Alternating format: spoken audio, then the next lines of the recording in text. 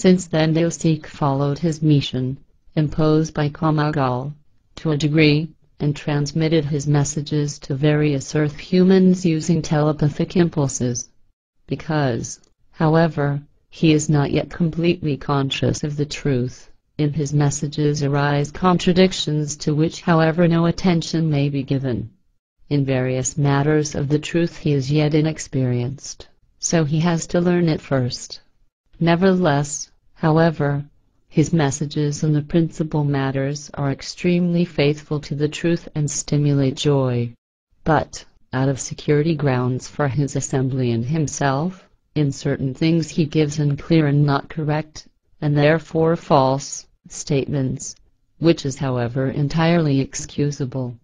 So, statements about his place of residence also do not correspond to correctness, which, however, effects no severance with his obtained love of truth.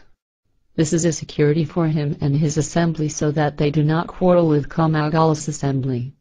In spite of all of our possibilities, we have not succeeded in finding his haunt. Apparently he and his assembly have received, through some sort of circumstances, very high and valuable understandings of security measures which they make use of, and that we are not able to investigate with all our possibilities. But that is not of significance, because those kind of occurrences often happen if individual groups break off from a forceful control and seek the way of truth.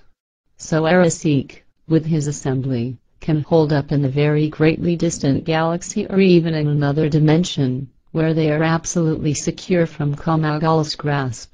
However, they are able to do their mission in spite of that, because their consciousness and technical possibilities make it possible to bridge all distances in space and time. This is the state of these matters that I had to explain to you. Billy, Quetzal, that is to me more value than any material fortune. Your explanation says, therefore, that Bafath has sprung off from the Giza Intelligences and has made himself autonomous. That is monstrously favorable. It is only a shame that you did not already discover that earlier. The previous meager statements from Semyes have unfortunately created a somewhat worse picture. Quetzal says, "It is known to me, yet we did not want to leave you and the interested ones in uncertainty, that Bafath belonged to the Giza Intelligences. But we can just now transmit to you the truth known to us up until now, because we know it somewhat better. Still to mention, at any rate, is that, in spite of everything, a great factor of uncertainty exists in regard to the probity of Bafath, alias Ashtasharan, alias. Subsequently, it cannot be said with certainty that an intrigue and falseness is not still indeed hidden, in the end, behind the present way of behavior. Ashtasharan's change of attitude provides, namely, some puzzle."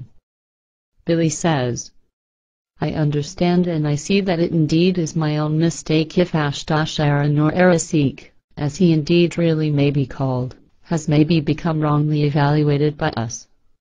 Semyes really knew nothing about it, because I myself at that time pressed her to keep me abreast of events. On the other hand, however, she could have said to me that her statements are not yet complete, and moreover, are maybe doubtful." Quetzal says, "With that you speak a good word. Indeed, we also are often subject to mistakes, maybe also regarding our present assumptions regarding Ashtasharan.